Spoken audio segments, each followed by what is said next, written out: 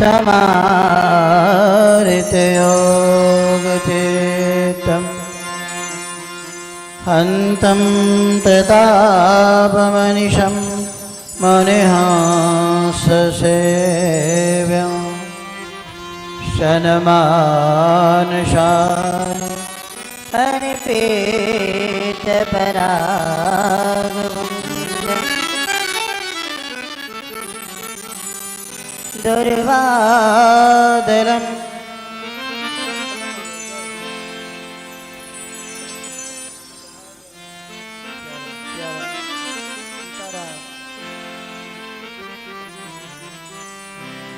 Siara, Siara, Sitara.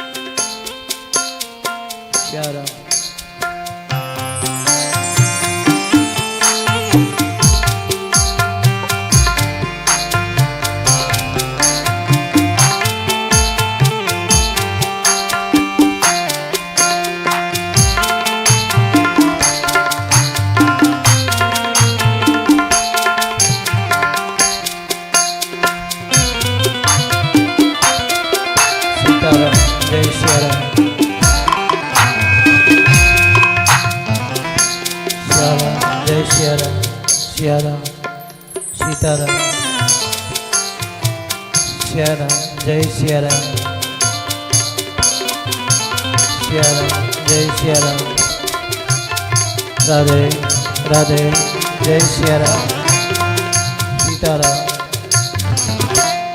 Sitaram, Jai Siaram, Radhe. Om Paramatmane Namah.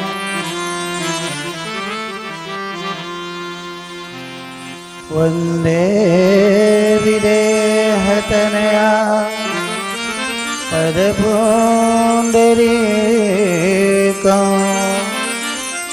Kaishore-saurav Samahita-yogachetam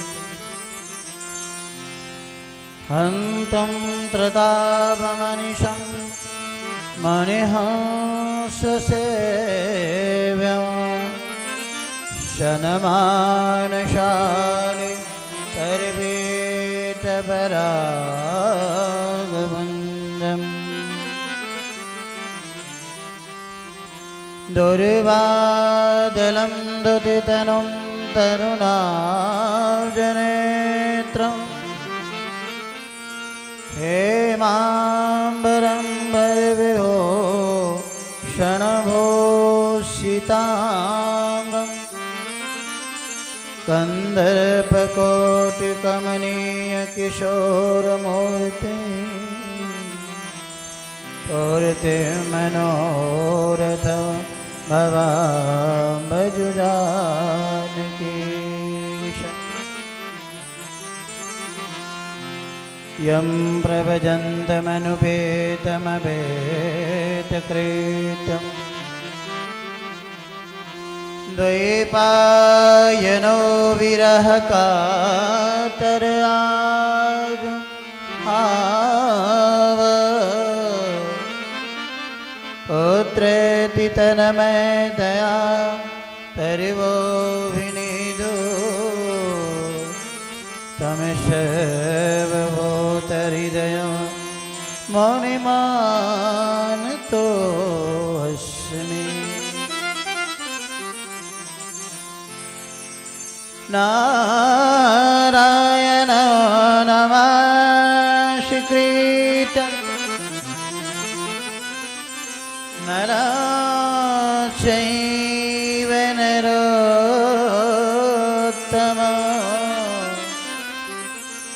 देवीं सरस्वतीं व्यासं ततो जयमुदीरये ततो जयमुदीरये।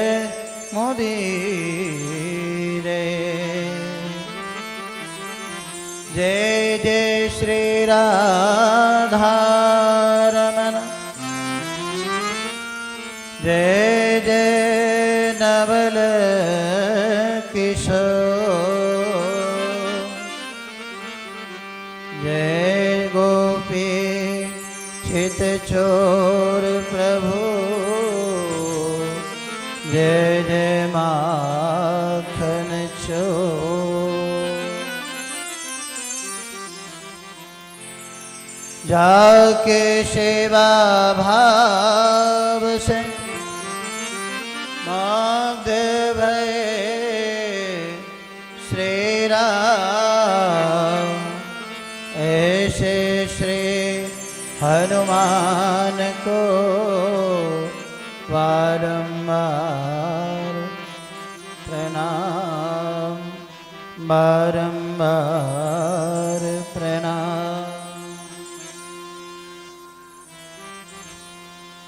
जय जय श्री रामचंद्र अवध के दुलारे जय जय श्री रामचंद्र अवध के दुलारे जय जय श्री रामचंद्र अवध के दुलारे जय जय श्री रामचंद्र अवध के दुलारे अवध के दुलारे प्यारे अवध के दुलारे अवध के दुलारे प्यारे अवध के दुलारे अवध के दुलारे प्यारे अवध के दुलारे अवध के दुलारे प्यारे अवध के दुलारे जय जय श्री रामचंद्र अवध के दुलारे जय जय श्री रामचंद्र अवध के दुलारे जय जय श्री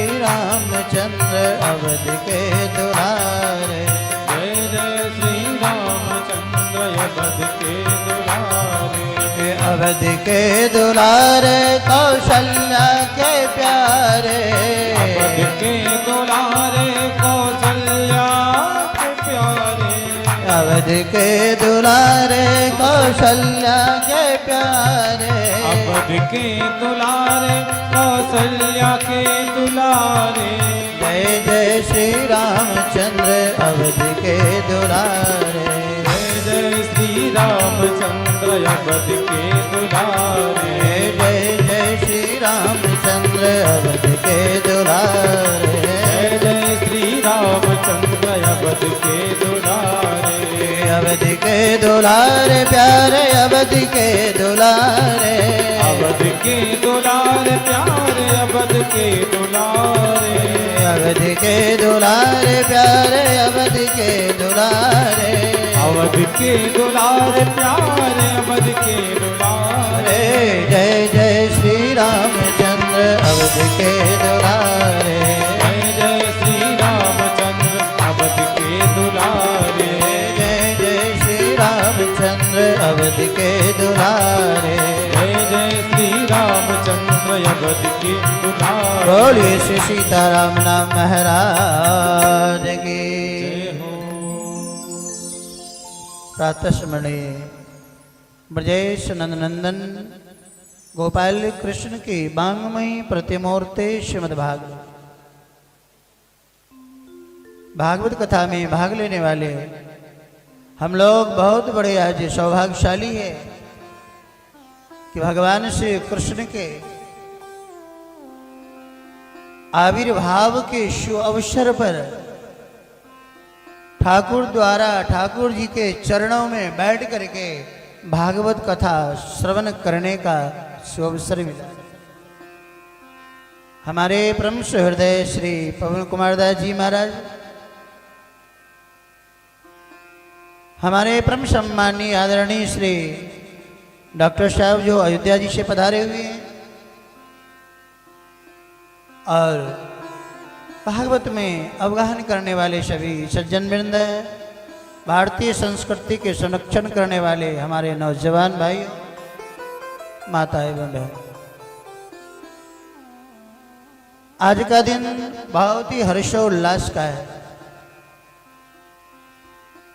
हमारे यहाँ जो श्रीमद् भागवत की कथा है, भागवत का एक अर्थ ही होता है भक्त, भक्तों की गाथा है। आवाज को थोड़ी सही करो, आवाज बोलने में वो नहीं लग रहा है, करकसा ज्यादा सा लगता है। सियारा सियारा सियारा सीतारा, आवाज खत्म हो जाती है ना, हल्का सा मीट बढ़ाओ। सियारा, जय सियारा, सीतारा, सियारा, सीतारा, राधे राधे, सियारा, राधे राधे राधे, ये को नहीं दीजिए। सियारा सियारा, बोलिए श्री हनुमान जी महाराज की जय। तो आज श्रीमद् भागवत में भगवान कृष्ण की जन्म की गाथा से कथा से पहले भगवान श्री राम का चरित्र है।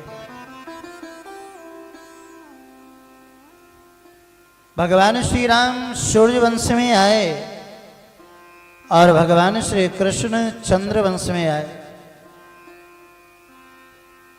भगवान श्री राम दिन के ठीक 12 बजे में आए और भगवान श्री कृष्ण रात्रि के 12 बजे में आए। संतों ने अपनी अपनी भावना बहुत कुछ इस पर रखा है। क्यों आए? एक दिन में आए, एक रात में आए। संसार में दुनिया में जितने मानव है ना, सबको दिन में 12 बजे भूख लगती है और रात को काम सताता है। ठाकुर जी संकेत करते हैं, दुनिया वालों भूख लगे तो भगवान श्री राम कहते हैं मुझे याद करो, और काम सताए तो कृष्ण कहते हैं मुझे याद करो। आपके जीवन से ये दोनों चला जाएगा, इसलिए एक दिन में आए और एक रात में आए। और दूसरी बात, रात में कौन आते हैं? चोर आते हैं ना, रात में चोर आते हैं और भगवान कृष्ण को चोरी करना है, इसलिए रात में आए, दिन में नहीं आए। क्योंकि चोर हमेशा रात में ही आता है। लेकिन एक बात गजब की है, और चोर कछु लेत है दृग हो झल की ओट। तो संसारिक चोर चोरी करने के लिए आता है ना, तो सामने वाले व्यक्ति से छिप करके चोरी करता है। और एक कन्हैया ऐसा चोर है ना कि वेद में लिखा हुआ है ओम तस्कारा नाम पतये। ये चोरों के सरदार है। ये सामने सामने जिसको एक बार देख ले, वो कौन ऐसा व्यक्ति है जो अपने दिल दिमाग से हमेशा के लिए गोविंद को न हो जाए। मेरे कहने का अभिप्राय, भगवान श्री राम आए दिन में 12 बजे, और भगवान के अवतार का तो अनेकों कारण है। किस लिए आए ये कहना तो मुश्किल है। शास्त्रकारों ने, हमारे भारत के ऋषि मनीषियों ने ये निर्णय नहीं ले पाया कि भगवान किस लिए आते। कोई एक कारण से नहीं आते हैं, हजारों कारण से आते हैं। भगवान के अवतार का कारण बहुत है। और ये राम कथा में, जिसे रामायण के नाम से सारे दुनिया के लोग जानते हैं, जिस रामचरित्र मानस को, उस राम कथा में आप देखेंगे, अवगाहन करेंगे तो गजब की बात लिखी है। केवल भगवान श्री राम और रावण के संघर्ष की गाथा ही नहीं, भारतीय संस्कृति और हिंदू धर्म के सर्वांगीण विकास का एक विशाल विश्वकोश है। इसमें उस समय के धार्मिक, नैतिक, ऐतिहासिक आदर्शों का अमूल्य और अक्षय संग्रह है। मानव जीवन के कोई पहलू और कोई समस्या नहीं जिसके ऊपर विस्तार से विचार न किया गया हो। ऐसा अद्भुत ग्रंथ है रामचरितमानस। बहुत से पात्र है राम कथा में, कोई एक आदर्श को लेकर के चलता है, और भगवान श्री राम अकेले ही अनेकों आदर्श के समूह है। वो अपने पिता के लिए एक आदर्श पुत्र की स्थापना करते हैं। आप कल्पना करिए, दुनिया में ऐसे कोई व्यक्ति नहीं, कोई पिताजी कह दे अपने पुत्र से कि कल तुम्हें संध्या में राजा बना, कल सुबह में राजा बनाऊंगा, संध्या में घोषणा कर दे, आज सुबह होते ही कह दे कि घर को छोड़ करके चले जाओ। वो पुत्र क्या करेगा? अपने बाप को गोली के शिकार बना देगा, बना नहीं देगा, बना देता है। लेकिन धन्य है भगवान श्री राम। गोस्वामी ने लिखा कवितावली में, राजीव लोचन राम चले तज, बाप की राज बटाओ के नाई। जैसे कोई बटोई रात्रि भर कहीं जाता है तो किसी धर्मशाला में रुकता है, आज सुबह होते ही वहां से प्रस्थान कर दे, कोई ममत्व नहीं, कोई आसक्ति नहीं। उसी तरह भगवान श्री राम के जीवन में ये अयोध्या जैसे राज्य, जिस राज्य के लिए लोगों ने क्या क्या नहीं किया। आप लोगों ने सम्राट अशोक का नाम सुना होगा। राज सत्ता एक ऐसी चीज होती है कि अपने 99 भाई को कुआं में डाल करके और राज सत्ता अपने हाथ में लिया था। औरंगजेब अपने पिता को जेल में डाल करके राज सत्ता अपने हाथ में लिया था। एक कंस अपने पिता उग्रसेन को जेल में डाल करके राज सत्ता को स्वयं संचालन करने लग गया। सत्ता, संपत्ति और विद्वता, ये तीनों चीज मिल जाए और व्यक्ति के जीवन में अभिमान न हो तो आप ये समझना भगवान की बहुत बड़ी कृपा है। पद का अभिमान, संपत्ति का अभिमान, और विद्वान भी अपने आप में अकड़ में रहते हैं। ये तीनों के अंदर में अभिमान ना हो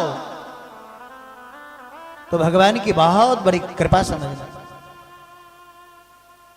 हमारे आपके अंतःकरण में उपनिषदकार ने लिखा है, द्वासु पर्णा शय्या सखाया समान वृक्षम परिशस्य जाते।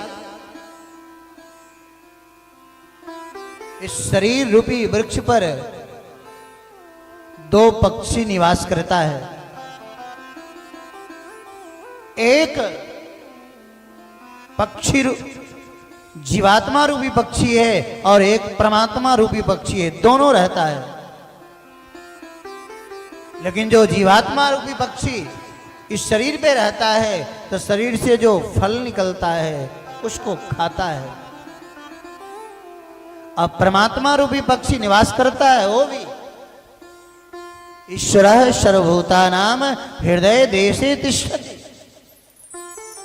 सबके हृदय में है, कण कण में वास करते, लेकिन वो तटस्थ कुटस्थ होकर के देखता रहता है। इसलिए कर्म परमात्मा को लिपायमान नहीं करता है। ये शरीर से जो फल निकलता है ना उसको हम लोग खाते हैं, इसीलिए ये जीवात्मा कर्म के बंधन में आ जाता है, कर्म लिपायमान कर लेता है। आपने एक बात और सुना होगा कि भगवान श्री राम का जो जीवन है, रामचरितमानस में गोस्वामी तुलसीदास जी ने 7 कांड लिखा। और एक बात और बताऊं आपको कि कांड शब्द के कांड के साथ में कभी सुंदर चीज नहीं लगता है, सुंदर शब्द का प्रयोग नहीं होता है। जब भी कांड के साथ आप देखेंगे तो मर्डर कांड रहता होता है, अग्नि कांड होता है, अपहरण कांड होता है, बलात्कार कांड होता है। कांड के साथ सुंदर शब्द का प्रयोग आज तक किसी साहित्य में नहीं हुआ।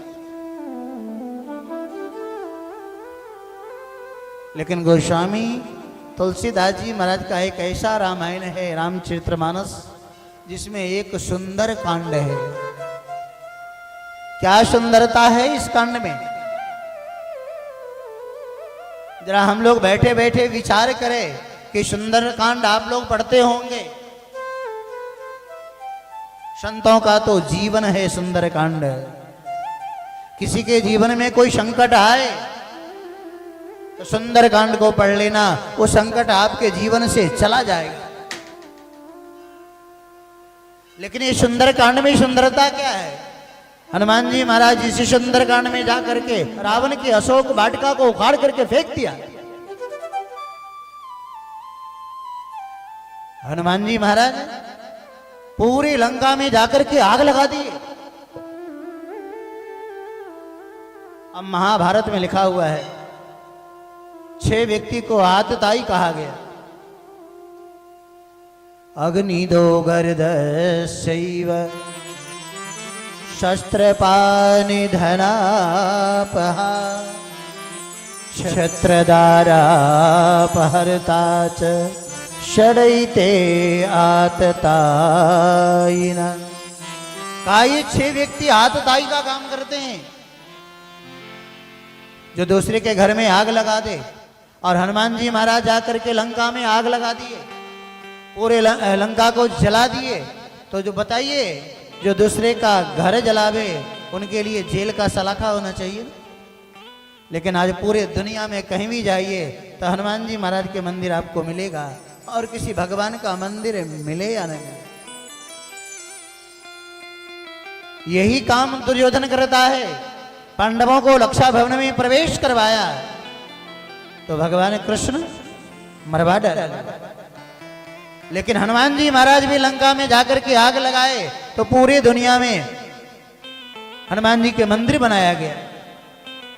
भगवान श्री राम के सामने जब हनुमान जी महाराज आए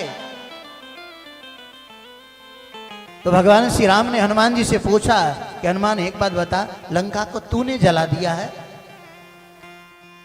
हनुमान जी ने कहा नहीं, लंका को मैंने नहीं जलाया। भगवान श्री राम ने कहा कि झूठ बोलते हो, वाल्मीकि रामायण में लिखा है।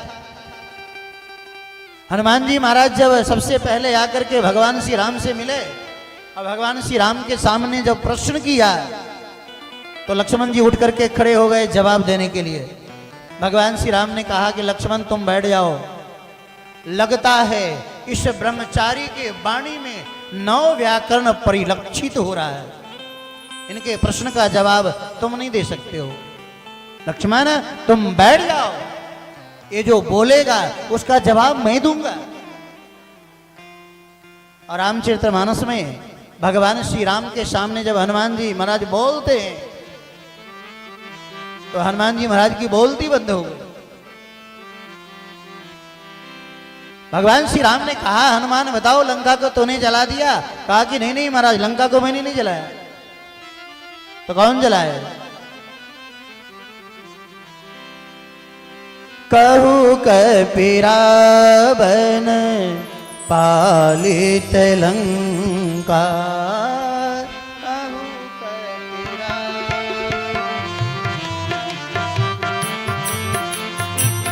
कहू कपिरावन पालित लंका। श्री राम जय राम। कहो कपिरावन पालित लंका। कहो कपिरा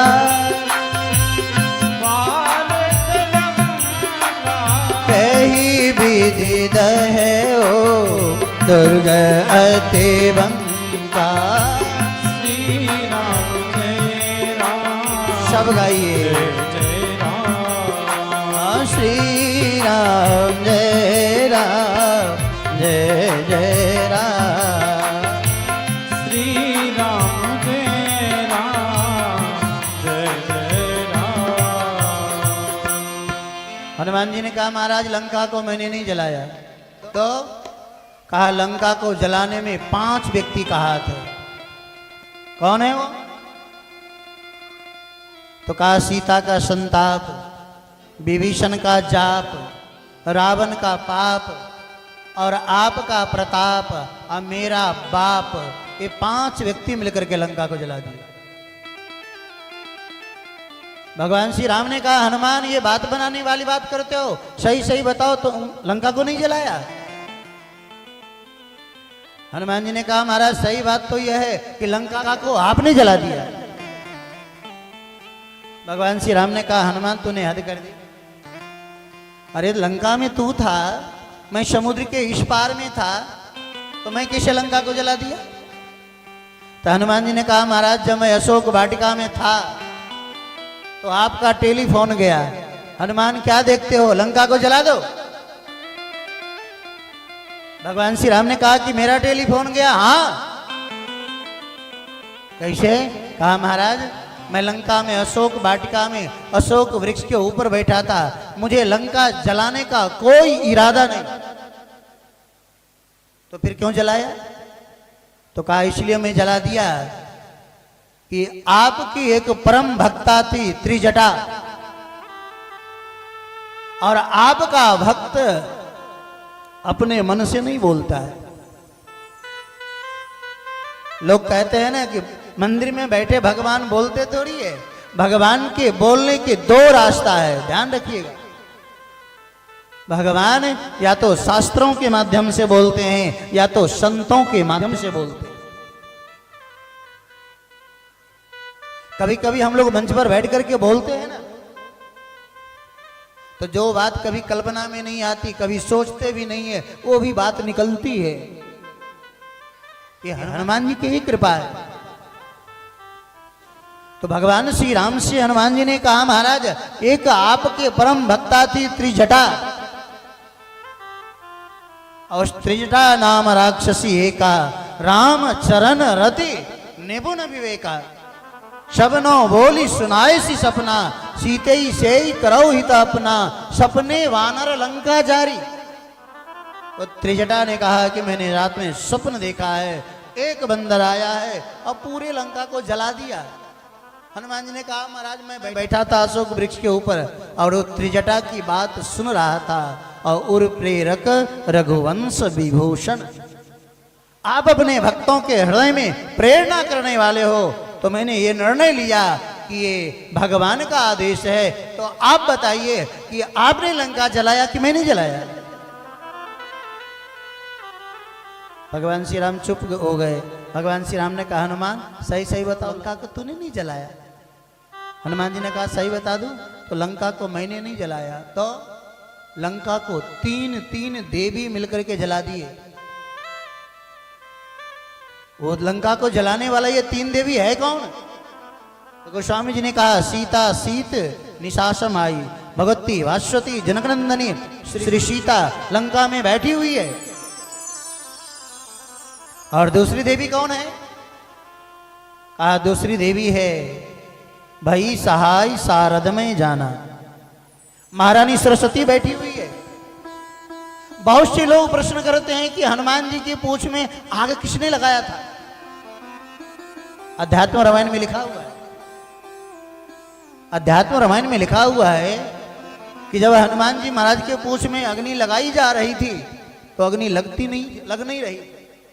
तो रावण आवेश में आया, अपने हाथ में माचिस लिया और माचिस लेकर के जैसे लगाए तो हनुमान जी महाराज ने अपने पूंछ को ऊपर उठा दिया। तो गोस्वामी जी ने कविता बलि में लिखा, मंदोदरी ने कहा रावण से कि बार बार कहियो मैं पुकार दाढ़ी जार सो। रावण की पूरी दाढ़ी जल करके राख हो। तो मेरे कहने का अभिप्राय, ये तीनों देवी, एक देवी महारानी पार्वती है। आपने सुना होगा हनुमान जी का जो पूंछ है ना, श्री स्वामी एकनाथ जी ने लिखा, उन्होंने कहा कि हनुमान जी का जो पूंछ है महारानी पार्वती है। आज तक हनुमान जी महाराज के पूरे लंका को जलाए, लेकिन हनुमान जी महाराज के पूंछ के एक रोया नहीं जला है।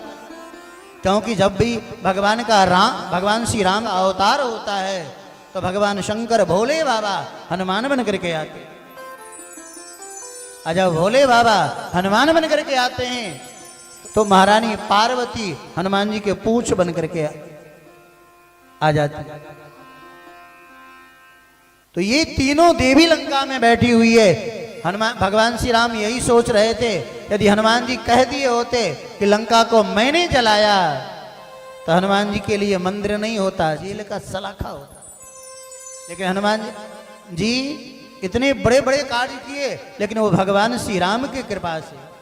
हम लोगों से कोई छोटा सा काम अच्छा हो जाए ना तो हम लोग स्वाभिमान में आ जाते कि मैंने किया, और कोई गलत काम हो गए तो कह देते भगवान ने कर दिया। तो ये हमारा सारा कर्म परमात्मा के लिए समर्पित हो, यही इस कांड की सुंदरता है। इसलिए गोस्वामी जी ने कहा आज तक किसी दुनिया के इतिहास में, किसी साहित्य में आपको कांड के साथ में सुंदर शब्द नहीं मिलेगा, लेकिन गोस्वामी तुलसीदास जी महाराज का ही एक रामचरितमानस ऐसा है जिसमें सुंदर कांड है। ये कांड भी सुंदर है, जिसमें भगवान का चरित्र हो, जिसमें हनुमान जी का चरित्र हो, तो वो कांड भी सुंदर हो जाता है। ये राम कथा अद्भुत है। सीताराम जी की प्यारी राजधानी लागे, राजधानी लागे, मोहि मीठो मीठो सरजुग जी को पानी लागे। सीताराम जी की प्यारी राजधानी लागे, राजधानी लागे, मोहि मीठो मीठो सरजू जी को पानी लागे। सीताराम जी की प्यारी राजधानी लागे, राजधानी लागे, मोहि मीठो मीठो सरजुग जी को पानी लागे। सीताराम जी की प्यारी राजधानी लागे, राजधानी लागे, मोहे मीठो मीठो सरजू जी को पानी लागे।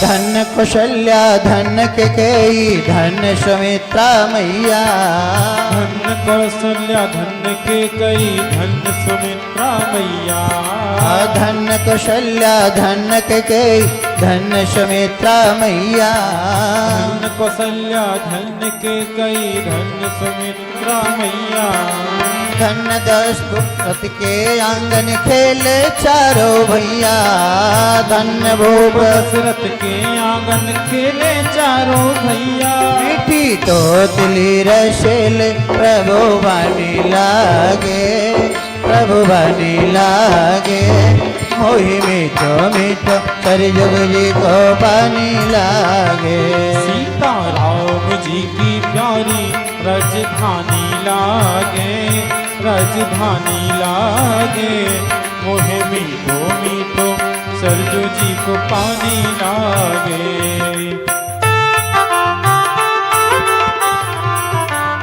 ताली सब बजाते रहिए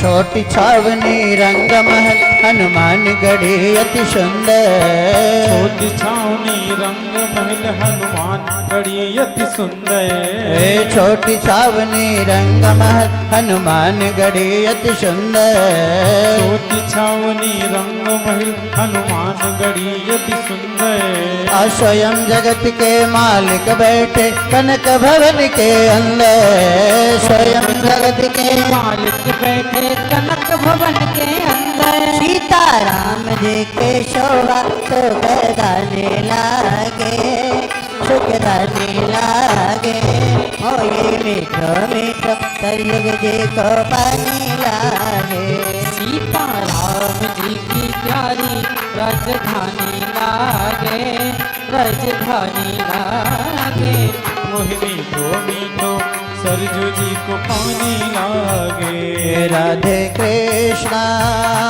राधे कृष्णा राधे कृष्णा राधे राधे राधे कृष्णा राधे कृष्णा राधे कृष्णा राधे राधे राधे कृष्णा राधे कृष्णा राधे कृष्णा राधे राधे राधे कृष्णा राधे कृष्णा राधे कृष्णा राधे राधे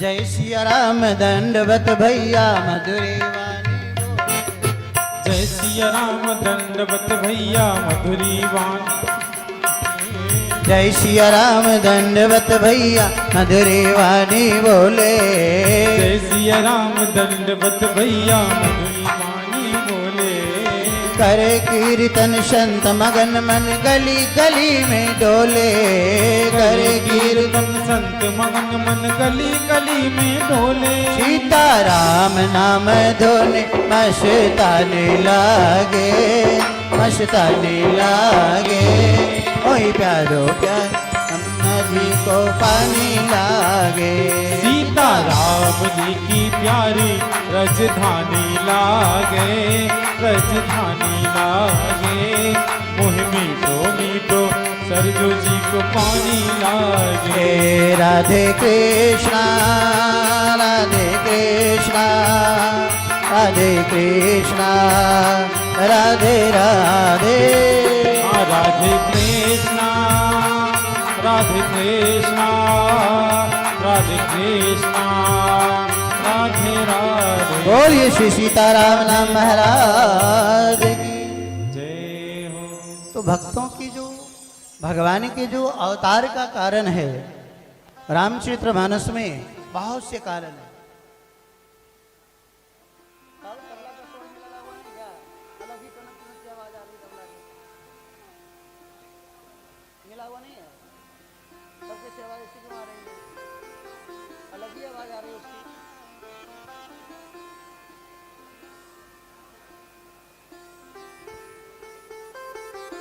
सीताराम जय सिया राम। गोस्वामी जी ने रामचरितमानस में अवतार का बहुत से कारण बताया। किस लिए अवतार होता है परमात्मा का इस धरातल पर? तो ने कहा सो केवल भगतन हित लाए। परमात्मा केवल भक्तों के लिए आते। गीताकार ने तो अलग सिद्धांत दिया, भागवतकार ने अलग सिद्धांत दिया, उपनिषदकार ने अलग बातें कही।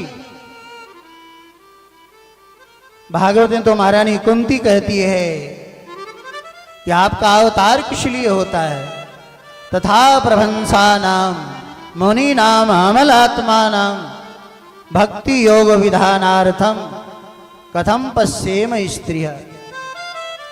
आपका अवतार प्रभंसों के हृदय में, अमलात्मा विमलात्माओं के हृदय में भक्ति के संचार के लिए होता है। और ठाकुर जी कैसे अपने भक्तों के अपने ओर खींचते हैं बताऊं आपको। आप लोग अयोध्या गए हैं?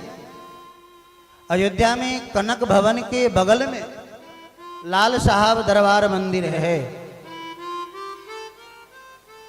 आप जाइए तो उसमें अवश्य दर्शन करिए। एक रोज की घटना है, ये कथा नहीं है, इतिहास नहीं है, सत्य घटना है। एक रोज ठाकुर जी मंदिर बिहारी सरकार संध्या के 5 बजे निकले अयोध्या में घूमने के लिए।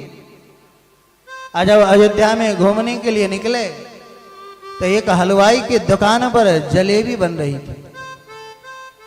और गरम गरम जलेबी बन रही हो तो देखने के बाद तो किसी के मुख में भी पानी आ जाता। ठाकुर जी से नहीं रहा गया। 5 साल के बालक के रूप में घूम रहे थे, अंदर जा रहे थे, दुकान पर चले गए। और ठाकुर जी ने उस हलवाई से कहा कि देखो मुझे 200 ग्राम जलेबी दे दो। वो हलवाई ने दे दिया। भगवान उनके दुकान पर खड़े खड़े खाए और खा करके सब वहां से चलने लगे। तो हलवाई ने कहा पैसा तो दे करके जाओ। भगवान जब अपने जेब में देखे तो कहीं पैसा तो था नहीं, कहां से दे? तो ठाकुर जी के पांव में सोना का पायल था। ठाकुर जी ने अपने पांव से सोना के पायल को खोला, निकाला और कहा ये ले लो, जब मैं पैसे लेकर के आऊंगा तो मुझे वापस दे देना। और जैसे कहा वापस दे देना तो स्वीकार कर लिए ठाकुर जी। लेकिन जैसे लौट करके आए और मंदिर में प्रवेश किया तो उसी समय में संध्या काल की आरती के समय हो गया था। भगवान गए मंदिर में, पुजारी आरती करने लगे। और आरती करने के बाद पुजारी जी आकर के फिर थाल ला करके भोग लगाने लगे। अब भोग लगाने के बाद पुजारी जी ने क्या किया तो भगवान को शयन करा करके अब फाटक में ताला बंद कर दी। भगवान निकल करके जा नहीं पाए मंदिर से। रात हो गई, रात भर सोए, सुबह हुआ और जैसे सुबह हुआ तो फिर मंदिर को खोला गया। तब पुजारी जब भगवान को स्नान कराने लगे तो देखा तो एक पांव में सोना का पायल नहीं। पुजारी ने कहा कि भगवान के पैर से ये सोना का पायल कौन ले गया खोल करके? धीरे धीरे बात फैलती गई, पूरे अयोध्या में बात फैल गई कि सोना का पायल कौन ले गया। हलवाई को पता चला तो हलवाई को लगा कि शायद ये भगवान का ही पायल तो नहीं है जो कल एक बालक ने मुझे दिया था। वो सोना के पायल लेकर के पहुंचा मंदिर में। पुजारी जी से कहा कि क्या ये पायल आपके भगवान का है। तो पुजारी चिल्लाने लगे कि तुमको कहां से मिला, कैसे तुम मंदिर से ले गए। हलवाई ने हाथ जोड़ लिया और उनके आंखों में आंसू भर आए। कहा भगवान मैं ले नहीं गया, मेरा दुर्भाग्य था। ठाकुर जी निकल करके मंदिर से गए थे अयोध्या घूमने के लिए और 5 साल के बालक के रूप में विचरण कर रहे थे, घूम रहे थे। मेरे दुकान पर गए, मेरे से जलेबी मांगे, मैंने दिया, लेकिन मेरा दुर्भाग्य था कि मैं एक बार बैठने के लिए भी नहीं कहा और खड़े खड़े मेरे दुकान पर खाए और वहां से चलने लगे। तो मैंने कहा पैसा दे दो, तो उनके जेब में पैसा नहीं था तो अपने पांव से पायल खोल करके मुझे दे दिए। आप इस पायल को रख लीजिए और भगवान को पुनः धारण करवा दीजिए। हलवाई वहां से रोते रोते लौट आया। मेरे कहने का अभिप्राय, ठाकुर जी संसार में आकर के अपने भक्तों को आकर्षित करने के लिए अनेकों चरित्र किए। एक गृहस्थ में आश्रम में हो गई है नेहशिला बहन जी, वो हमेशा ठाकुर जी को लेकर के चलती थी अयोध्या जी में। न उनको कभी कभी तो रात्रि के 12 बजे में ठाकुर जी कहते थे कि मुझे ले चलो सरजू जी के किनारे घुमाने के लिए। रात्रि के जब 2 बजता था तो कहते थे कि मुझे भूख लगी है, बना करके खिलाओ। कवि ने लिखा है, न सोवन दे न जागन दे, राधे कृष्ण गोविंदे। ठाकुर जी का रंग जिसके ऊपर चढ़ जाए ना, तो न नींद आती है न भूख लगती है। दर्शन को नैना तपे, बचन सुनन को कान,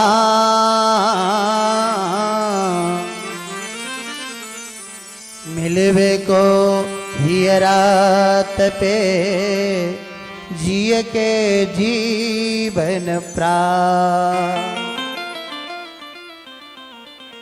श्रवण और कथा नहीं सुनी हो, गोस्वामी जी ने विनय पत्रिका में लिखा है।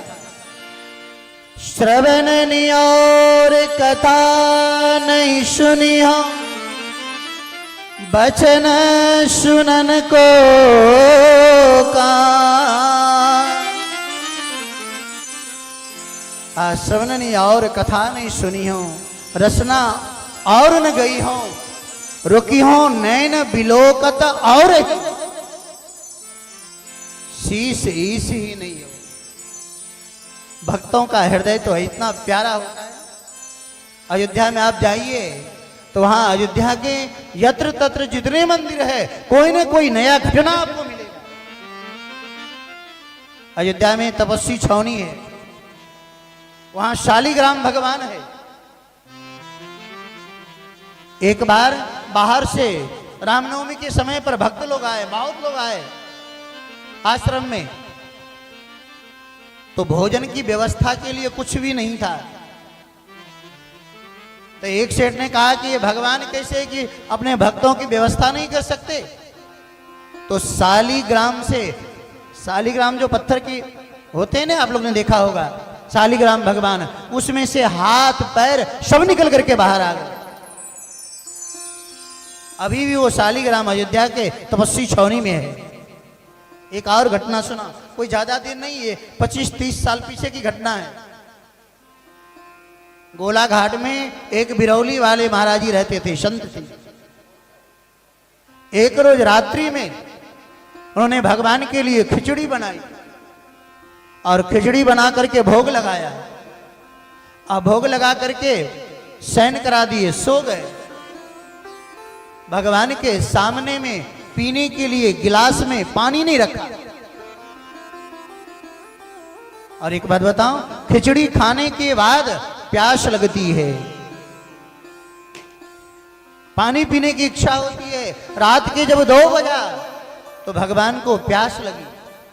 इसलिए संतों का कहना है, यदि आप ठाकुर जी रखते हैं घर में, भगवान रखते हैं, तो रात्रि में जल गिलास में भगवान के सामने रख करके अवश्य रुमाल से ढक दिया करिए।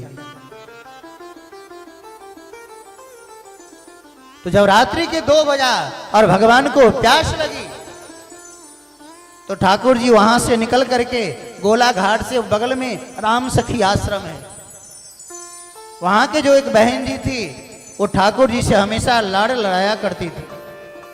जैसे हम आप बात करते हैं ना, वैसे भगवान से बात करती थी। तो ठाकुर जी उनके दरवाजे पर आए और फाटक में आवाज लगाए, फाटक खोलो, फाटक खोलो। तो बहन जी निकल करके दरवाजे पर आई और जैसे फाटक खोल करके देखा तो देखे तो ठाकुर जी थे। कहा, सरकार आप यहां पधारे? तो ठाकुर जी ने कहा, देखो मुझे बहुत प्यास लगी है और तुम्हारे सुराही में पानी रखा है ना, मुझे पिला दो। उसने अपने सुराही से पानी निकाला और पानी निकाल करके रात्रि के 2 बजे में ठाकुर जी को पिलाए। अगर रात्रि के 2 बजे में ठाकुर जी पानी पिए, कुछ देर बैठ करके वार्तालाप किया और ठाकुर जी ने कहा कि चलो मुझे वहां तक छोड़ करके आओ। वो बहन जी ने कहा कि महाराज मेरा स्त्री शरीर है, रात्रि के 2 बजे में मैं किसी महात्मा के यहाँ आपके साथ में कैसे जाऊं? कहीं कोई देख लेगा तो क्या कहेगा? आप अकेले चले जाइए। ठाकुर जी ने कहा कि नहीं, मुझे तो डर लगता है। जो कालों के काल है, गोप्या ददे तोयि कृता गशिधाम तावद, गोप्या ददे तोयि कृता गशिधाम तावद, याते दशाश्रु कलिलंजन संभ्रमाक्षम, का भीरेपि यदि विभेति। जो कालों के काल है वो परमात्मा डरते हैं, लेकिन भक्तों से डर लगता है। ठाकुर ने कहा कि नहीं, आप मुझे वहां छोड़ करके आओ। तो राम सखी बहन जी थी, उनके जीवन की सत्य घटना है। उनको छोड़ने के लिए गई और दरवाजे पर से वापस आ गई और ठाकुर जी अंदर चले गए। सुबह में 6 बजा तो बहन जी उठ करके गई महात्मा जी के पास। क्यों महाराज जी, आप रात में अपने भगवान को खिचड़ी भोग लगाए थे? महात्मा जी ने कहा हाँ। तो आप खिचड़ी भोग लगाए तो ठाकुर जी के सामने में गिलास में जल नहीं रखे? तो महात्मा जी ने कहा मैं तो भूल गया था। तो कहा आप भूल गए थे और आपके ठाकुर जी आज हमारे यहाँ रात्रि में 2 बजे जाकर के सुराही के जल पी करके आए। महात्मा जी ने कान पकड़ा कि मुझसे बहुत बड़ी गलती हो गई। ये कोई ज्यादा दिन की घटना नहीं है, 30-35 साल पूर्व की घटना है। तो मेरे कहने का अभिप्राय, भगवान गोस्वामी ने लिखा कि सो केवल भक्तन हित लाग। बैकुंठ में रह करके भ्रिकुटी विलास सृष्टि ले हो, भ्रिकुटी के इशारा करने पर जिस सृष्टि का लय प्रलय हो सकता है, वो परमात्मा क्या रावण को मारने के लिए आएंगे? जो एक बार भ्रिकुटी के इशारा कर दे तो एक क्षण में, आप लोगों ने देखा होगा थोड़ी सी पृथ्वी हिलती है ना तो लोग घर को छोड़ करके बाहर आ जाते हैं दरवाजे पर। और वो परमात्मा रावण को मारने के लिए, वो कृष्ण कंस को मारने के लिए आएंगे धरातल पर। कंस तो बहाना है, रावण को बैठे बैठे साकेत लोक में, बैकुंठ लोक में मार सकते हैं। कृष्ण गोलोक से कंस को मार सकते हैं, लेकिन पोतना की जो भावना था वो बैकुंठ लोक में रह करके उनकी इच्छा को पूरा नहीं कर सकते। सखाओं के ये जो गोपियां थी, उनकी इच्छाओं के पूरा बैकुंठ लोक में बैठ करके नहीं कर सकते थे। यदि भगवान श्री राम का अवतार नहीं होता तो केवट के यहाँ, केवट के घाट पर कौन जाते? शबरी के यहाँ बैर कौन खाते? विदुरानी के केला के छिलका कौन खाते? और एक बात बताऊं आपको, जब आप ठाकुर जी के सामने में भोग रखिए ना, तो इतना हाथ जोड़ करके प्रार्थना करिए, हे गोविंद, ये विदुरानी की छिलका है, स्वीकार कर लो, सबरी का फल है, खा लो। तो गोविंद बहुत प्रेम से जब भक्तों के नाम ले ले करके आप उनको खिलाएंगे, तो ठाकुर जी बहुत प्रेम से खाते। तो ऐसी अद्भुत लीला है। तो मैं ये संकेत कर रहा था, एक झलक गोविंद हमारे आपके जीवन में आ जाए। तो महारानी कुंती ने जो कहा, तथा प्रभंसानाम मुनीनाम अमलात्मानाम भक्ति योग विधानार्थम, बड़े बड़े अमलात्मा विमलात्मा काम को छोड़ते, क्रोध को छोड़ते, लोभ को छोड़ते, मोह को छोड़ते, मद को छोड़ते, अहंकार को छोड़ते, निरंजन जंगल में जाकर के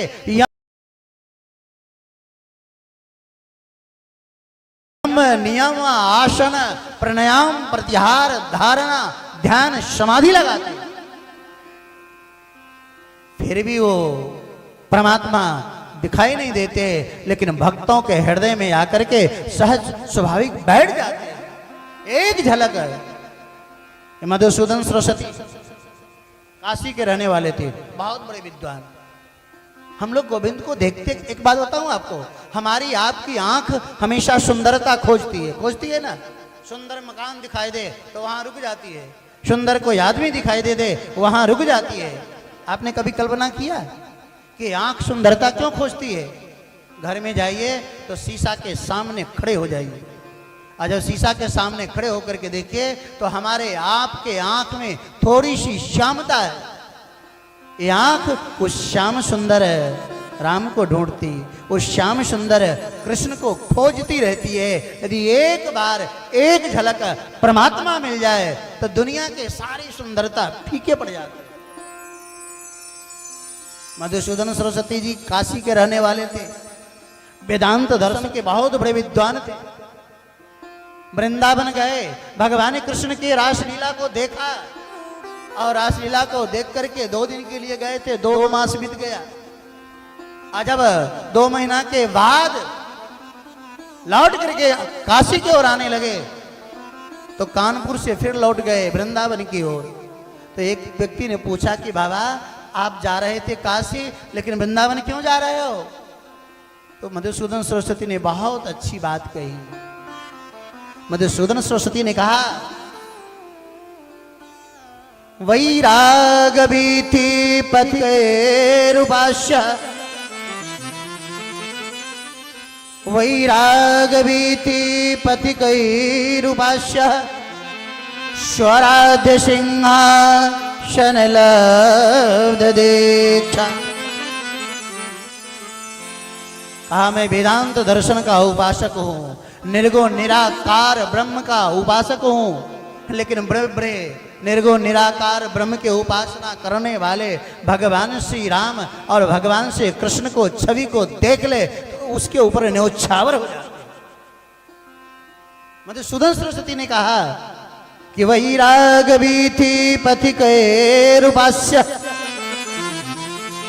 स्वराध्य सिंहासन लब्ध दीक्षा, शठेन केनापि वयं हठेन दासी कृता गोप बधू विटेन। भाई गोप का जो बेटा है ना कृष्ण, इसने मुझे अब दासी बना लिया है। अब मैं काशी में नहीं, मैं सारा जीवन वृंदावन में व्यतीत करूंगा, कृष्ण के चरणों में निवास करूंगा। तो गोविंद को हम लोग देखते कहाँ, एक बार एक झलक मिल जाए तो दुनिया की सारी सुंदरता उसके ऊपर न्योछावर हो जाता है। तो ऐसा ही रामचरित्र मानस भगवान श्री राम की लीला। राम कथा तो इतनी विस्तार है कि मत पूछो, जितना कहो उतना कम है। राम कथा तो राम का 9 दिन क्या 9 साल व्यक्ति बोलता रह जाए तो भी राम कथा का अंत नहीं लगेगा। लेकिन आचार्य ने बहुत प्यारा संकेत किया। आप एक चरित्र देखेंगे रामचरित्र मानस में तो भगवान श्री राम की संस्कृति और रावण की संस्कृति में कितना अंतर है। मानव से पशु बनाने का काम कौन करता है? रावण करता है। बहुत ध्यान से आप लोग सुनना, मानव से पशु बनाने का काम रावण करता है और पशु से मानव बनाने का काम कौन करता है? भगवान श्री राम। जो पशु है उसको मानव बनाने का काम भगवान श्री राम का है। ये भगवान श्री राम की संस्कृति है। और रावण की संस्कृति क्या है? जो मानव है उसको पशु बना देता है। इसका ये उदाहरण आपको रामचरितमानस में बताओ। मारीच मानव था, करी पूजा मारीच तव सादर पुछि कुशलात। महारानी जो सुपनखा थी ना, रावण की बहन, वो जब रोती बिलखती हुई रावण के पास पहुंची तो रावण ने कहा कि मैं देखता हूं राम को, और मारीच के पास आए, कहा मारीच तू एक काम कर। रामायण में भगवान श्री राम को दो व्यक्ति ने परीक्षा लिया। एक जगह तो भगवान श्री राम पास हो गए और एक जगह फेल हो गए। महारानी सती भी परीक्षा लेती है और रावण भी परीक्षा लेता है, लेकिन सती के सामने में भगवान श्री राम पास हो गए, अपना विराट स्वरूप दिखाए। लेकिन जब रावण आया, रावण ने कहा मारी से कि तुम जाओ, हो कपट मृग तुम छलकारी, तुम कपट का मृग बन जाओ, सोने का मृग बन जाओ। सोना का मृग, सोना का मृग न कभी देखा गया न सुना गया। वाल्मीकि रामायण में लिखा है असंभवम सोन मृगस्य जन्म। सोना का मृग कभी होता हो कोई कल्पना नहीं कर सकते। लेकिन आपने सुना होगा कि भगवान श्री राम सोना के मृग के पीछे दौड़े। क्या भगवान श्री राम नहीं जानते थे? जानते थे। तो आप कहेंगे कि क्यों गए उसके पीछे? कोई समझदार होगा, कोई ज्ञानी होगा तो क्या कहेगा? सोना का मृग होता है? बिल्कुल कल्पना नहीं किया जा सकता। तो भगवान श्री राम गए क्यों, और भगवान श्री राम सोना के मृग के पीछे क्यों दौड़े? इसका उत्तर रामायण में नहीं है, इसका उत्तर तो भागवत में दिया गया है, वेदव्यास जी ने दिया। त्यक्त्वा सुदुस्तज सुरपश्चित राज लक्ष्मी धर्मिष्ठार्ज वचसा यदगादरण्य माया मृगम दैतयप शितमन्वधावद वंदे महापुरुष ते चरणारविंद। माया मृगम दैतयप शितमन्वधावद। दैत मतलब अपने प्रियतमा, अपने प्राणाधिका भगवती सीता के कहने पर गए। सीता के कहने पर क्यों गए? तो आज तक भगवती सीता ने जब से महाराज जनक के राजमहल से आई है, कभी भगवान श्री राम से कुछ मांगा नहीं। वाल्मीकि रामायण में लिखा है।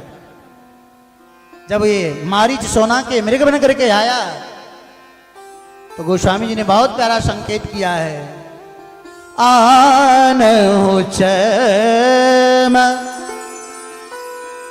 कहती बैदे। ये सीता जी कह रही है आना हो शर्म। वाल्मीकि रामायण में लिखा है पहले भगवती सीता ने कहा कि इस मृग को आप पकड़ करके ले आइए। राम जी ने कहा क्या करोगे? ये मृग लेकर के तुम करोगे क्या?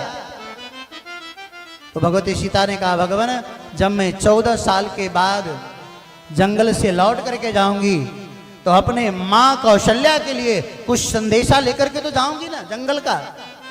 तो ये सोना के मृग को पकड़ करके ले आइए, और जब मैं अयोध्या के में लेकर के चलूंगी राजमहल में ये सोना का मृग जाएगा और राजमहल में छुम छुम करके नाचेगा, दौड़ेगा, भागेगा तो कितना प्यारा लगेगा।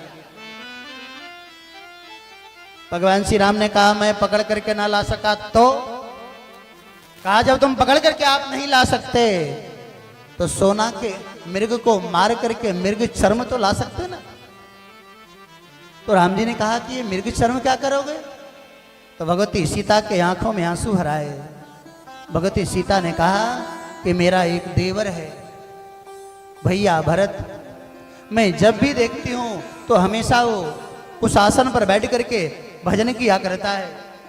तो मैं जब जंगल से लौट करके जाऊंगी तो ये सोना के मृग चर्म ले जा करके अपने भैया भरत को दूंगी और वो इसी मृग चर्म के ऊपर बैठ करके भजन करेगा। इसलिए भगवान किसी भी परिवेश में मुझे ला दीजिए। नीतिकार ने तो कटाक्ष किया, न भूतपूर्वम न कदापि दृष्टम न श्रियते हेम कुरंग वार्ता तथापि तृष्णा रघुनंदनस्य विनाश काले विपरीत बुद्धि। कहा जब विनाश का काल होता है ना तो बुद्धि विपरीत हो जाता है। तो नीतिकार का भले ही बुद्धि विपरीत हो जाए लेकिन परमात्मा का बुद्धि कभी विपरीत नहीं होता है। परमात्मा भगवान श्री राम जानबूझ करके गए अपनी पत्नी सीता के इच्छा को रखने के लिए। इसलिए गोस्वामी ने लिखा, गोस्वामी तुलसीदास ने कहा कि ये रावण है। मारी से कहा कि जाओ तो मृग बन जाओ, क्योंकि मेरी संस्कृति है मानव से पशु बनाने का। हम लोग भी तो यही काम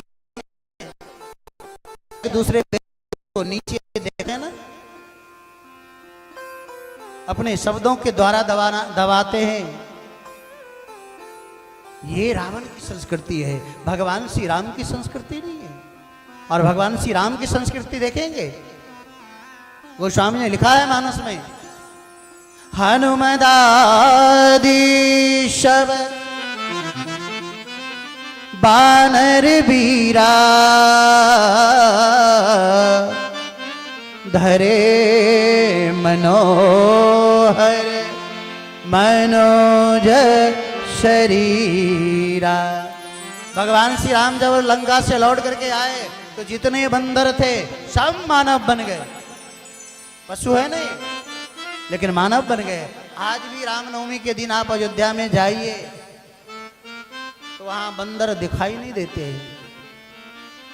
कहीं भी बंदर नहीं दिखाई देते। इतने लोग आते हैं और संतों का कहना है उस दिन बंदर भी मानव बन करके भगवान श्री राम का स्वागत करते। अयोध्या तो अयोध्या है, इसलिए जीवन में एक बार अयोध्या सबको जाना चाहिए। एक मामा जी हो गए श्री नयन दास जी भक्तमाली जी महाराज, वो कहा करते थे कि दुनिया में जितने लोग हैं सबकी जन्मभूमि अयोध्या है। आप कहेंगे कैसे? तो यादी मनु जी महाराज जो हुए अयोध्या में ही हुए। जैसे यूं समझिए, आज कोई इस गांव के रहने वाला है, अब बालक जन्म लेता है कहाँ? अस्पताल में। कोई अमृतसर में जन्म लेता है, कोई जलंधर में जन्म लेता है। और उस बालक से बाद में पूछा जाए कि तुम्हारी जन्मभूमि कहाँ है, तो क्या वो अमृतसर बताएगा या कि जलंधर बताएगा? न अमृतसर बताएगा न जलंधर बताएगा, वो बताएगा इस गांव का नाम लेगा। उसी तरह हम लोग संसार के अस्पताल में भले ही कहीं जन्म ले ले, लेकिन पूरी दुनिया के लोगों की जन्मभूमि है तो वह अयोध्या है। और भगवान श्री राम का आविर्भाव अयोध्या में होता है। इसलिए हम लोग कुछ क्षण के लिए अयोध्या चले।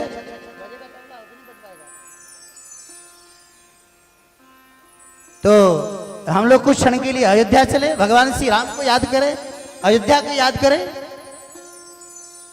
आनंद छवि घन श्यामा भजो जय सिया रामा। आनंद छवि घन श्यामा भजो जय सिया रामा। आनंद छवि घन श्यामा भजो जय सिया रामा।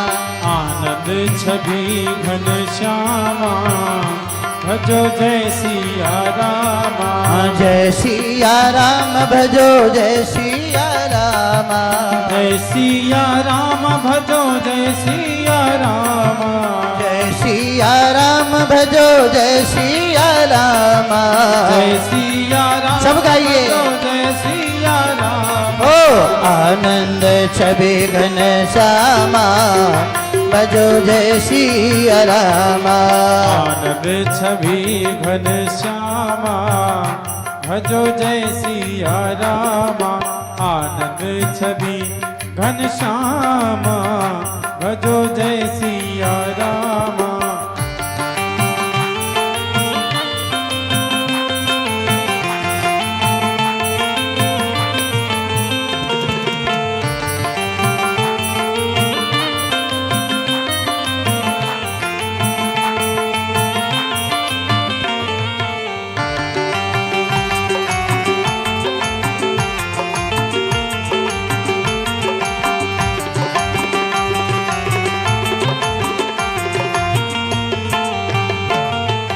सरयू के तीर अयोध्या नगरी।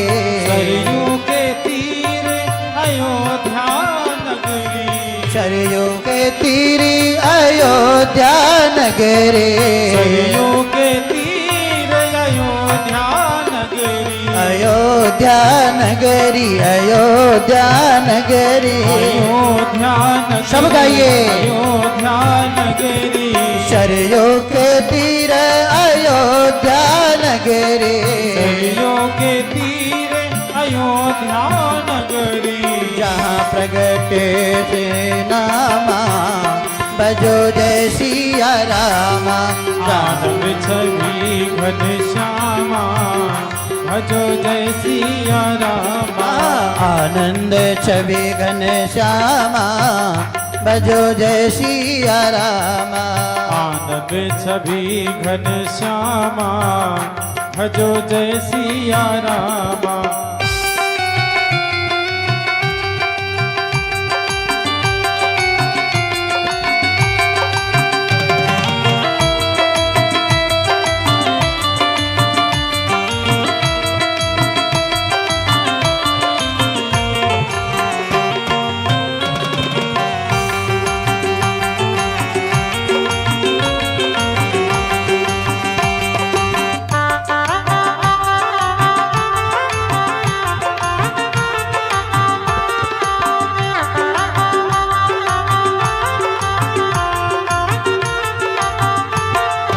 कनक भवन सिया राम विराजे।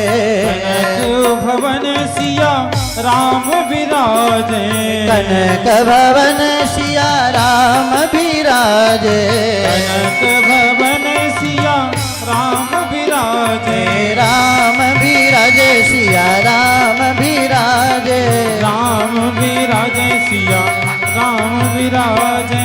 कनक भवन सिया राम विराजे। कनक भवन सिया राम विराजे। झांकी है नैना अभिरामा भजो जय सिया रामा। आनंद छवि घन श्यामा भजो जय सिया रामा। आनंद छवि घन श्यामा भजो जय सिया रामा। आनंद छवि घन श्यामा भजो जय सिया रामा।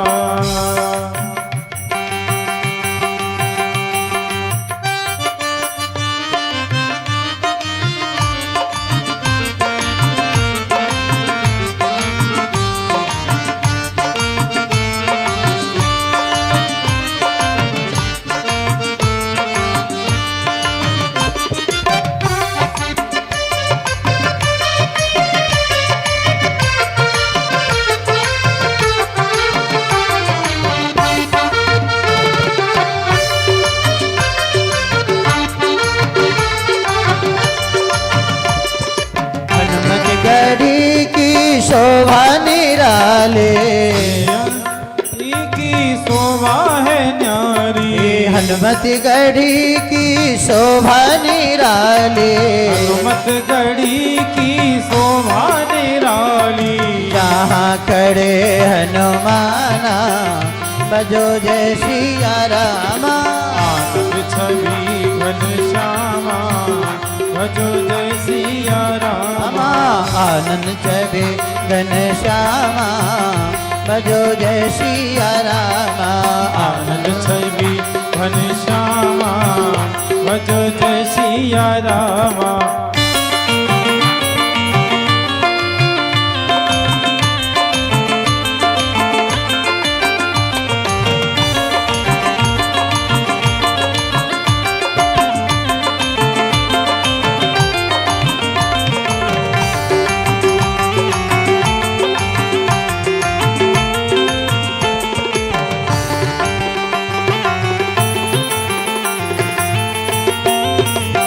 और क्या करते हैं? गलिन गलिन में शांत मुदित मन, गलिन गलिन में संत मुदित मन। आज भी आप अयोध्या में जाइए तो वहाँ के संत जब अपने आश्रमों से निकलते हैं कनक भवन दर्शन करने के लिए तो खाली हाथ नहीं जाते हैं, हाथ में माला लेकर के सब सीताराम सीताराम जप करते हुए निकलते हैं। गले में माला लटका लेते, हाथ में माला ले लेते और हमेशा सीताराम सीताराम करते हुए चलते। गलिन गलिन में संत मुदित मन, गलिन गलिन में संत मुदित मन, गलिन गलिन में संत मुदित मन। जपत फिरत हरि नामा, बजो जय सिया रामा। आनंद छवि घनश्यामा, भजो जय सिया रामा। सिया सखी लखी राम लला छवे, सिया सखी लखी राम लला छवि, सिया सखी लखी राम लला छवे।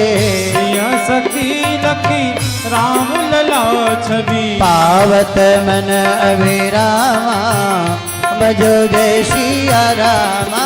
आनंद छवि घनश्यामा, भजो जय सिया रामा। आनंद छवि घनश्यामा, बजो जय सिया रामा।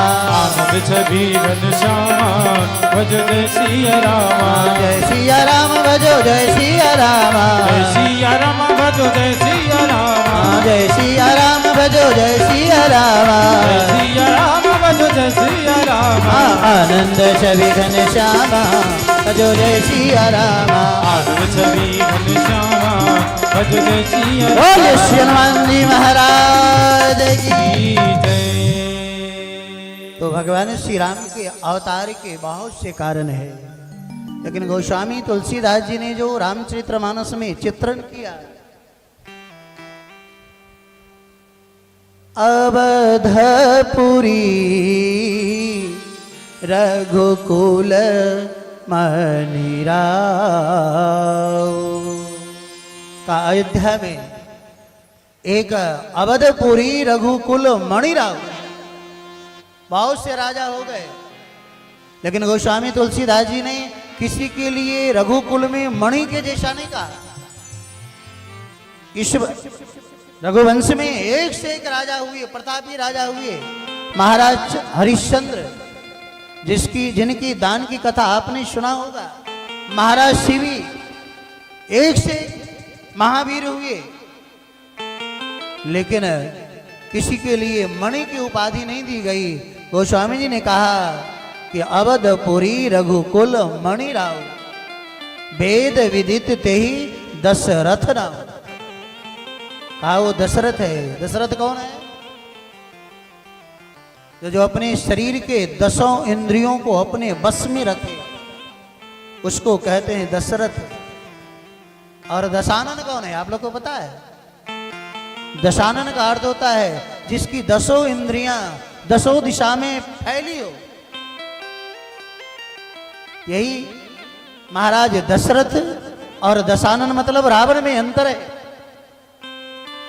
रावण अपने इंद्रियों को 10 दिशाओं में फैला रखा है, और भगवान श्री राम के जो पिता है महाराज चक्रवर्ती दशरथ, अपने 10 इंद्रियों को रथ बना करके उसके ऊपर बैठ करके चलते।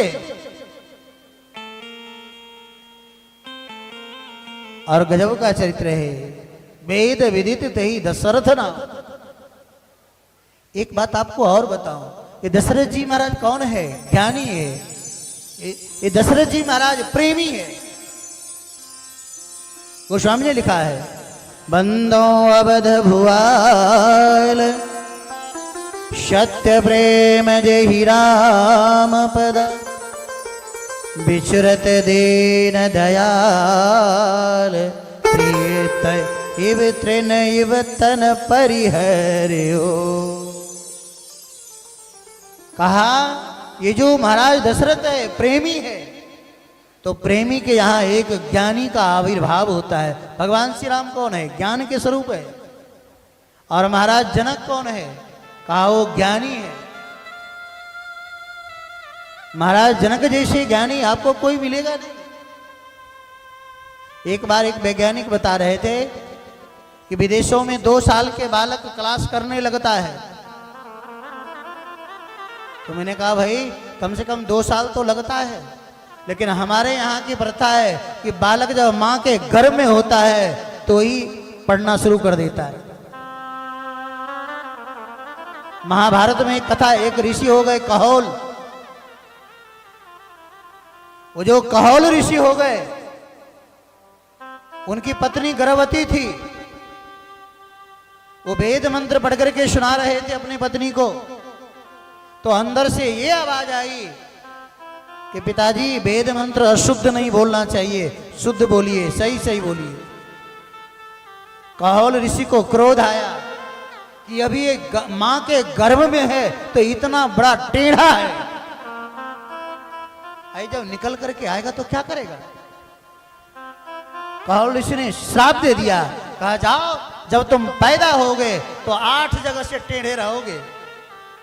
और वही कहोल ऋषि के पुत्र हुए जो जब मां के गर्भ से निकल करके बाहर आए तो उसी का नाम पड़ा अष्टावक्र। बहुत बड़े ज्ञानी हुए। और वो अष्टावक्र ने सुना कि महाराज जनक के दरबार में ज्ञानियों की सभा लगती है, उस सभा में मुझे चलना चाहिए। लेकिन जब अष्टावक्र जब गए उस सभा में तो जितने विद्वान लोग बैठे हुए थे सभा में 8 जगह से टेढ़े मेढ़े थे। तो इनकी चाल को देख करके सब विद्वान हंसने लगे। महाराज जनक के सभा में जब सब विद्वान हंसने लगे तो अष्टावक्र खड़े हो गए।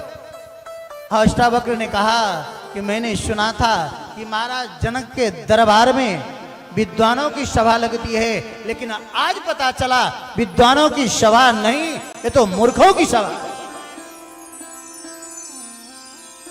अष्टावक्र ने कहा एक बात बताओ, मेरे शरीर को देख करके हंस रहे हो? शरीर को बनाने वाला मैं नहीं हूं, मैंने शरीर को नहीं बनाया, और जिसने शरीर को बनाया उससे तुम ज्यादा विद्वान हो नहीं सकते। शरीर को बनाने वाला परमात्मा है और तुम हंस रहे हो। जितने विद्वान थे सब स्तंभित हो गए। अष्टावक्र के इसी बात से सब परास्त हो गए। तो मेरे कहने का अभिप्राय ये महाराज चक्रवर्ती दशरथ जी के लिए जो शब्द गोस्वामी तुलसीदास जी ने प्रयोग किया है मत पूछिए।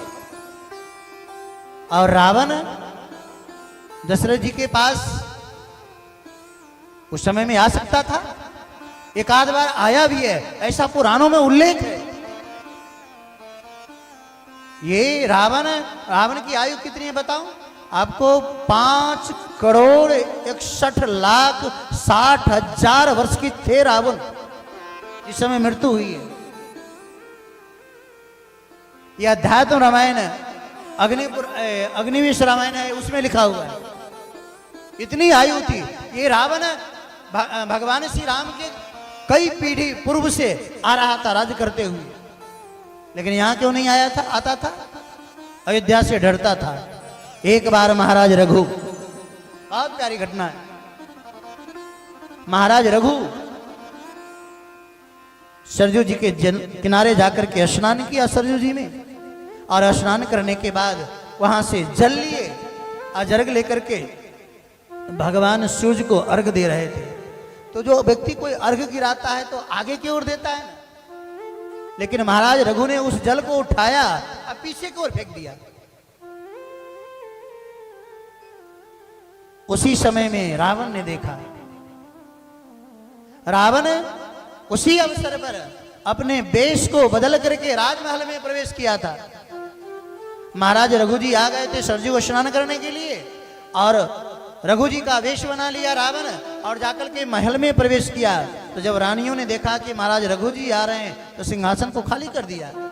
लेकिन रावण जैसे वो सिंहासन पर बैठने के लिए गया तो रावण बैठ भी नहीं पाया, और सिंहासन की ऐसी महिमा थी कि रावण अपने असली वेश में आ गए। सब रानी चारों ओर चिल्लाने लग गई कि ये तो रावण आ गया, रावण आ गया। रावण वहां से भग करके चला गया सरजू किनारे। तो देखा कि महाराज रघु जल दे रहे हैं भगवान सूर्य को, और आगे और न गिरा करके पीछे फेंक दिया। जब पीछे फेंक दिया तो महाराज रघु से रावण ने पूछा कि जल तो आगे की ओर गिराया जाता है, लेकिन आप पीछे की ओर फेंक रहे हैं, ऐसा तो कोई नियम नहीं है। रावण भी बहुत बड़ा विद्वान था। आज भी रावण संहिता इतना मोटा ग्रंथ है लिखा हुआ, जो बड़े बड़े विद्वान के दिमाग खट्टा कर देते हैं। तो रावण ने कहा कि आप पीछे की ओर जल क्यों फेंका? तब रघु जी ने कहा कि रावण, यहां से 10 कोस दूर पर एक गाय चर रही थी और एक सिंह उसको खाने के लिए जा रहा था। आज मैं इस जल को नहीं फेंकता तो ये जल बाण बन करके गया है और उस सिंह को मार दिया है। रावण ने सोचा कि ऐसा भी हो सकता है क्या? कहा तुमको विश्वास नहीं है? कहा बिल्कुल नहीं। कहा जाकर के देख करके आओ।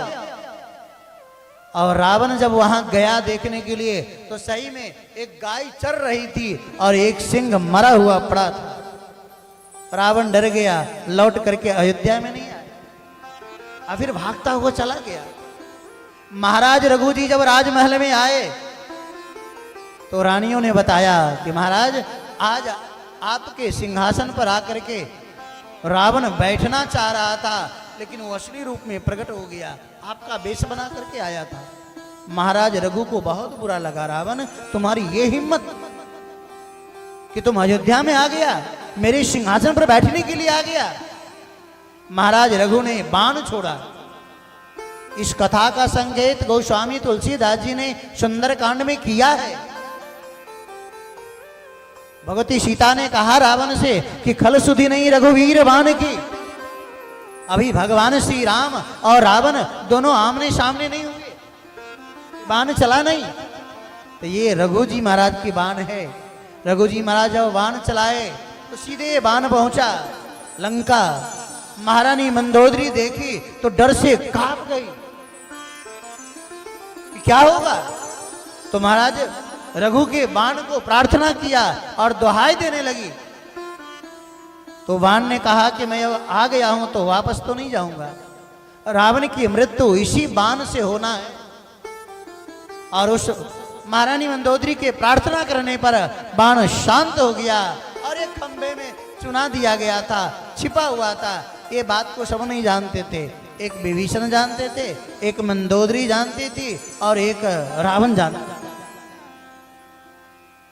तो गोस्वामी ने लिखा ना अंत में कि छाड़े सर 31वां बाण जो है यही है जो हनुमान जी पुराणों में कथा है। हनुमान जी महाराज वेश बदल करके गए।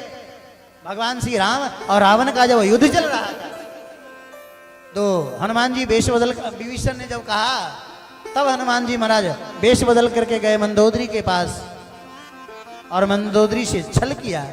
हनुमान जी ने कहा बताओ तुम्हारे पतिदेव मारे जाएंगे, बताओ तुमको पता है ना एक बाण कहीं रखा हुआ है, वो बाण निकाल करके तुम दे दो तो बच जाएंगे। महारानी महिला वर्ग भावुक होती है, उनके पक्ष से कुछ भी बात कर दीजिए ना वो तुरंत भावुक हो जाएगी। मंदोदरी भावना में बह गई, हनुमान जी को बता दिया। हनुमान जी ने एक गद्दा लगाई, वो खंबा को तोड़ा और बाण लेकर के आकर के रघुनाथ जी के हाथ में दिया। उसी बाण से रावण की मृत्यु। तो गोस्वामी जी ने बहुत बड़ा संकेत किया, खल सुधि नहीं रघुवीर बाण की। तो ये ऐसा बाण है, ऐसे रघु जी महाराज प्रतापी थे। एक ऋषि हो गए कौत्स ऋषि, वो अपने गुरुकुल में विद्या अध्ययन कर रहे थे। तो विद्या पढ़ करके जब जाने लगे तो एक रोज गुरु जी के चरणों में प्रणाम किया और कहा गुरुदेव कुछ दक्षिणा तो मांग लो। गुरु जी ने कहा कि जाओ, मुझे नहीं चाहिए दक्षिणा, जा सकते हो। कहा कि नहीं नहीं कुछ तो दे दो, कुछ तो ले लो आप। ऋषि को आवेश आया। ऋषि ने कहा कि बार बार मना करता हूं और फिर भी तुम दक्षिणा देने के लिए तैयार हो। कहा तो कहा जब तो दक्षिणा देने के लिए तैयार हो तो 14,000 स्वर्ण मुद्रा लिया। अब कहां से ला रहे? तो कौत्स ऋषि महाराज रघु के यहां आए, अयोध्या गए। और अयोध्या में उस समय में महाराज रघु यज्ञ किए थे और यज्ञ में सब कुछ दान कर दिए थे। रघु के पास कुछ नहीं था, मिट्टी के पात्र में भोजन बना करके खाया करते थे। जब वो ऋषि आए और ऋषि ने आकर के देखा कि राजा के पास तो कुछ नहीं है, सब यज्ञ में दान कर चुके हैं, तो हमको क्या देगा, क्यों मांगू, वहां से वापस जाने लगे। तो रघु जी ने कहा महाराज आदेश करो, क्या चाहिए आपको, किस लिए यहां आए हो। कहा महाराज अब आए थे लेकिन अब जा रहा हूं, आपके पास कुछ है ही नहीं तो आप देंगे कहां से। महाराज रघु ने कहा कि सुनिए, आप ब्राह्मण हो ना, मैं क्षत्रिय हूं, आप आदेश तो करो। मेरे पास और कुछ नहीं है लेकिन मेरे पास धनुष और बाण है, आप जो आदेश करेंगे उसका मैं अवश्य पूरा करूंगा। अब एक बार कह करके तो देखिए। तो कौत्स ऋषि ने कहा कि मैं अपने गुरुदेव को दक्षिणा देने के लिए मुझे 14,000 स्वर्ण मुद्रा चाहिए, आप दे सकते हैं। महाराज रघु ने कहा कि महाराज आप बैठो।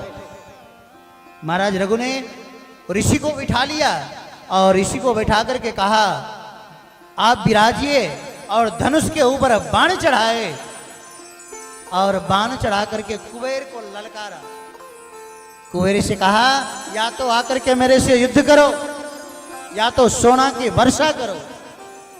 आज भी अयोध्या जी में जाइए तो अयोध्या जी में जो बड़ी छावनी है, बड़ी छावनी के बगल में स्वर्ण खनि कुंड है।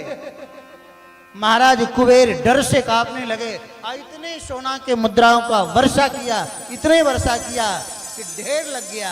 महाराज रघु ने ऋषि के चरणों में प्रणाम किया, कहा भगवान आप ले जाइए।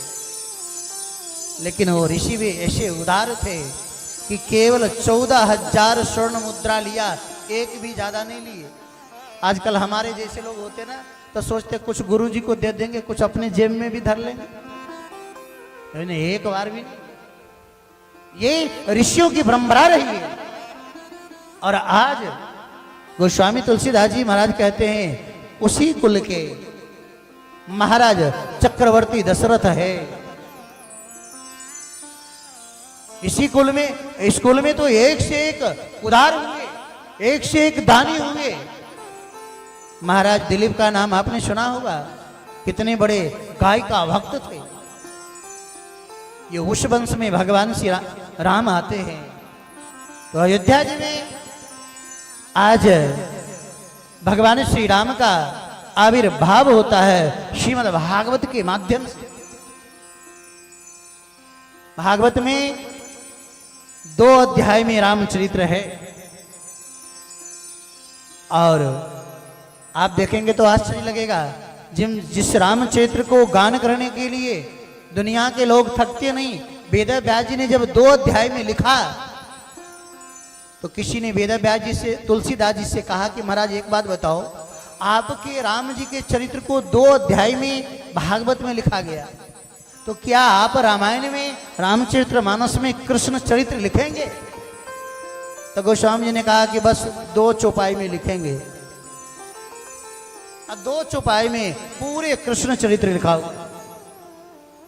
जब जदुवंश कृष्ण अवतारा, जब यदुवंश कृष्ण अवतारा। गोस्वामी जी ने कहा जब यदुवंश कृष्ण अवतारा, कृष्ण के अवतार की गाथा है और भगवान के अवतार को गाने के लिए भागवत पूरे यदुवंश को पलटना पड़ेगा।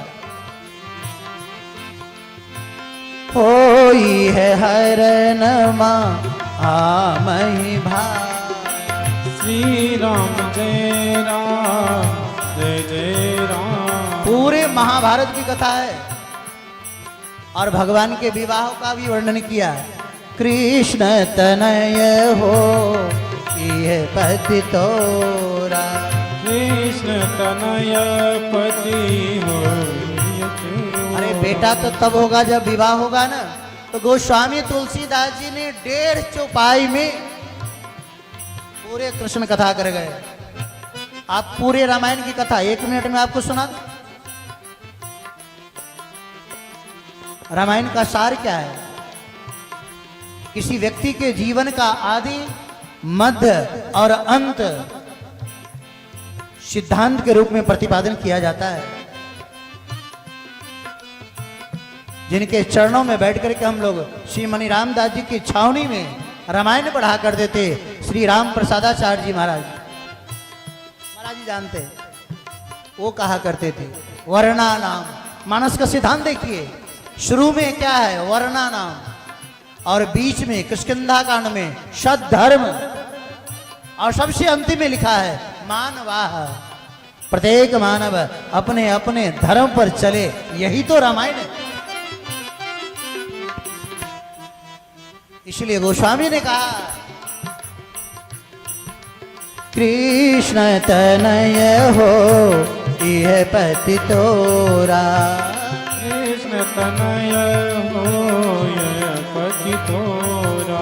जब जदुवंश कृष्ण अवतारा, जब जदुवंश कृष्ण अवतारा।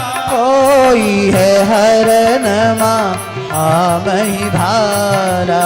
श्री राम जय राम जय जय राम। श्री राम जय राम जय जय राम। श्री राम जय राम जय जय राम। तो भगवान श्री राम दिन के 12 बजे में, आज भी चैत्र का मास है, योग लगन ग्रह बार तिथि सकल भये अनुकूल। योग लगन ग्रह बार सब अनुकूल हो गए। दिन के 12 बज रहा था, चारों ओर से अयोध्यावासी बाद में बधाई गाए और देवता लोग पहले बधाई गाए। आज भी अयोध्या में जाइए ना तो बधाई गाने की 2 परंपरा है। रामनवमी से 9 दिन पहले से बधाई शुरू हो जाती है, और रामनवमी जी के जन्म लेने के बाद 9 दिन के बाद तक भी बधाई चलता रहता है, छठी मनाई जाती है। तो जो पहले की बधाई है वो देवता लोगों ने गान किया है, और राम जी के जन्म के बाद की जो बधाई है वो अयोध्या वासियों ने गान किया है। इसलिए 2 पहले भी बधाई और बाद में भी बधाई। तो अयोध्या में दिन के ठीक 12 बजे में भगवान श्री राम का आविर्भाव होता है। महारानी सरयू अपने आप में उछाल मारती है, जितने वृक्ष है, लताएं हैं, सब चारों ओर से अपने आप ऐसा लगता है कि भगवान श्री राम के सेवा में सब के सब समर्पित है। और आज भगवान श्री राम अयोध्या में प्रकट हो रहे हैं। भय प्रगट कृपाला दीन दयाला कौशल्या हितकारी। भय प्रकट कृपाला दीन दयाला कौशल्या। बोलिए श्री सीताराम नाम महाराज की। आज आप लोगों के लिए सौभाग्य की बात है, भगवान श्री राम के जन्म की भी बधाई और कृष्ण के जन्म की बधाई भी आप लोग को मिलेगा। लेकिन अब हम आगे ज़्यादा ना बोल करके अपनी वाणी के यहीं पर विराम देंगे, और बधाई राम जन्म या कृष्ण जन्म की बधाई अभी आप हमारे व्याजी से श्रवण करेंगे, सुनेंगे और सुनते रहेंगे। ज़्यादा कुछ न कहते हुए इन्हीं शब्दों के साथ वाणी का विराम, लेकिन 2 बार भाव और श्रद्धा के साथ सब भगवत नाम का उच्चारण करिए। हरे राम राम राम हरे हरे हरे राम राम राम हरे हरे। हरे कृष्ण